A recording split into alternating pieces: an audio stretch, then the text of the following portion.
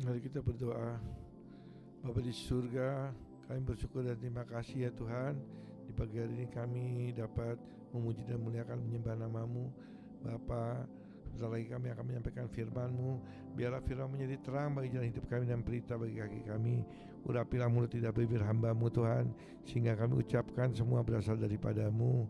Tutup bungkus kami semua dalam darah-Mu yang kudus. Biarlah pasukan malaikat menjaga, menyertai dan melindungi kami. Dalam nama Yesus kami berdoa, amin. Shalom, selamat pagi saudara-saudara yang Kristus kasihi. Selamat bertemu kembali dalam doa pagi bersama Heaven Ministry. Pada pagi hari ini saya akan menyampaikan khotbah tentang usirlah iblis maka dia akan lari daripadamu. Usirlah iblis bagian 1. Kenapa kita harus mengusir iblis? Karena iblis sangat merajalela. Pada akhir zaman ini neraka sudah kosong saudara-saudara. Semua iblis dikeluarkan untuk membawa manusia untuk agar jatuh ke dalam dosa, agar dapat bersama-sama iblis dapat masuk nantinya dalam neraka. Di dalam usirlah iblis ini ada beberapa bagian, ada bagian 1, 2, 3, 4. Pagi ini kita akan mulai dengan bagian satunya. Kita mulai dengan firman Tuhan Yakobus 4 ayat 7. Karena itu tunduklah kepada Allah dan lawanlah iblis, maka ia akan lari daripadamu. Saudara-saudara, saat ini adalah zaman akhir, di mana kuasa iblis terasa begitu menekan. Semakin banyak anak Allah yang jatuh dalam penderitaan yang dikibatkan oleh serangan si jahat. Alkitab dengan jelas mengatakan bahwa setiap anak Allah mempunyai kuasa untuk menyembuhkan orang sakit dan mengusir setan. Tapi apa yang terjadi di kalangan umat Kristen saat ini sangat menyedihkan saudara-saudara. Apabila ada orang kerasukan setan atau menderita suatu penyakit, bukannya mengusir setan tersebut atau menumpangkan tangan untuk menyembuhkan penyakit tersebut, tapi malah mengundang pendeta untuk melakukan doa penyembuhan atau pengusiran roh jahat. Gereja dikacaukan dengan ajaran sesat yang mengatakan hanya pendeta yang dapat mengusir setan atau mendoakan orang sakit. Bahkan ada pendeta dari gereja karismatik yang cukup terkenal, ketika didatangi salah seorang jemaatnya akan didoakan pemutusan kutuk, malah menyuruh penjamaat tersebut pergi ke gereja cabang lain dari gereja karismatik tersebut dengan alasan saya tidak mempunyai karunia mengusir setan. Contoh di atas merupakan gambaran dari keadaan gereja pada saat ini. Ucapan Yesus tentang kuasa yang telah diberikannya kepada semua orang percaya dirubah oleh gereja menjadi hanya orang yang berkarunia untuk mengusir setan yang dapat melakukan pengusiran. Apabila kita teliti secara mendalam tentang karunia roh, maka kita tidak akan mendapatkan karunia mengusir setan tersebut. Bagaimana pernah saya jelaskan dalam cerita tentang sorga bahwa iblis telah dikalahkan oleh Yesus Kristus. Kematian Yesus di kayu salib untuk menebus dosa umat manusia yang percaya kepadanya, mengakibatkan Yesus harus turun ke dunia orang mati saudara-saudara. Untuk itulah ia mati 3 hari. Di waktu Yesus mati 3 hari, ia turun ke dunia orang mati. Ia turun ke neraka, ke tempat iblis bertahta. Kedatangan Yesus ke dunia orang mati mengagetkan iblis dan seluruh bala tentaranya. Dan sekali lagi iblis harus menderita kekalahan.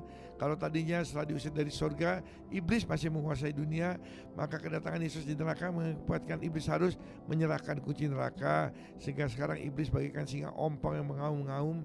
Dan kepergian Yesus ke surga setelah bangkit dari kematiannya juga membawa iblis dan pengikut-pengikutnya untuk dipertontonkan sebagai tawanan perang. Alkitab dengan jelas menyatakan dalam Roma 16 ayat 20, semoga Allah sumber damai sejahtera segera akan menghancurkan iblis di bawah kakimu. Kasih karunia Yesus Tuhan kita menyertai kamu. Saudara-saudara yang Kristus kasihi, iblis seharusnya berada di bawah telapak kaki anak Allah atau orang percaya, di bawah telapak kaki kita. Yesus tidak pernah mengatakan bahwa ia memberikan kuasa untuk mengusir setan dan menyembuhkan penyakit hanya kepada orang tertentu. Kuasa itu diberikan kepada semua orang yang percaya. Sebagai pengikut Yesus seharusnya kita menerima semua yang telah dijanjikan oleh Yesus. Kita sebagaimana kita tahu bahwa kematian Yesus di kayu salib telah membebaskan kita dari Yesaya 53 ayat 5. Tetapi ia dilukai karena dosa-dosa kita dan didera karena kejahatan kita. Ia dihukum supaya kita diselamatkan, kita menebus kita dari segala dosa-dosa kita, segala kutuk, segala sakit, penyakit. Ya saudara-saudara, ingat baik-baik hal tersebut.